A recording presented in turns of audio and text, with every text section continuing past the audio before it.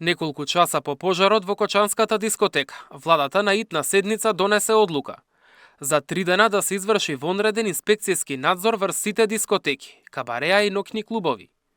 Фактот дека Пулс работела без лиценца, а немала ниту соодветен систем за заштита од пожари, ги натера надлежните веднаш да проверат каква е состојбата во сите угостителски објекти. Контролите се проширија низ целата држава. Од пазарниот инспекторат за Сител велат дека до крајот на минатата година биле направени над 4400 инспекции. Напишале казни вредни околу 250.000 евра, а привремено затвориле 162 објекти. За разлика од 2024, казните се зголемиле 6 пати, а привремените затворања повеќе од 3 пати.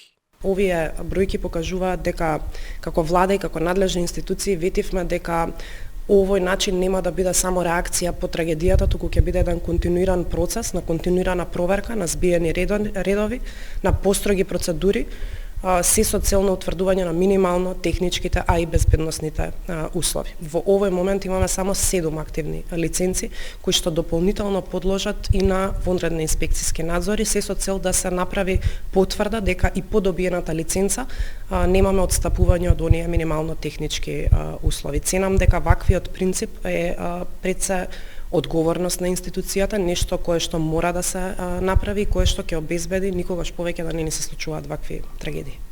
Министерството за економија лани има издадено само 8 лиценци, од кои по 3 за кабаре и диско клуб и 2 лиценци за диско клуб на отворен простор.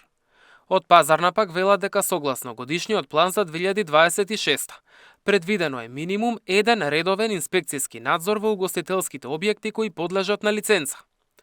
Веднаш по трагедијата, антикорупцијската комисија ги бараше дупките во законите, кои ја регулираат постапката за вршење угостителска дејност. Најдоа дека постојните закони биле полни со недостатоци, па не се знаело ни кој треба да проверува, ни кој да казнува. Исполнетост на условите постоела само на хартија. Предложија прво да се проверуваат условите, па после да се дава лиценца за угостителски објект. Од економија ни кажаа дека постапуваат построго, а предлог измените на Законот за угостителска дејност се во финална владина процедура. Со измените се доуредуваат одредби, се заоструваат условите за добивање лиценца, ќе се бараат докази за исполнување на условите. Во Министерството за економија се воведува комисија за проверка на барањата. Хотелите нема да можат по автоматизам да добиваат лиценци за ноќен бар, кабаре и диско клуб. Објектите што ќе добијат забрана од инспекторите може и да се запечатат. Во моментов работната група се уште активно работи на овие измени. Очекуваме во следниот период да се најде тој предлог закон пред на една јавна дебата, би кажала, на она што значи подобрување на истите, а веднаш по тој да биде донесен. Ценам дека ваквите законски измени се неопходни, но исто така е неопходно нивната имплементација доследно и во целост од страна на надлежните институции. Инспекциите не застанаа само на угостителските објекти, се контролираа стамбени згради, училишта, градинки. Се проверуваше дали имаат исправни хидранти, противпожарни апарати, дали се одржувани електричните инсталации.